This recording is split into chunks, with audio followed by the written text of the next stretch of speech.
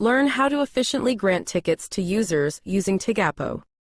From the Tigapo homepage, click on Visitors in the side menu as highlighted in green. Search for a user by typing their name or using the enrollment reader to scan their tag, as shown on the visual. For app users, scan the QR code displayed on the reader screen. Once the user has been identified, the user page will open and display their activity. To grant tickets to this user, go to the Tickets section, highlighted in green. Input the number of tickets to grant for this user, and then in the field below search for the specific machine as highlighted in green from which the user received tickets from. If you don't select a machine, these tickets will be considered free tickets and require a manager PIN code to proceed. A list of machines from your location will open in the drop-down menu.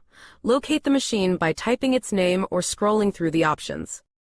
Once you have located the machine from which the tickets were won, click the Add button to complete the process and grant the user their tickets as highlighted in blue. Thanks for watching.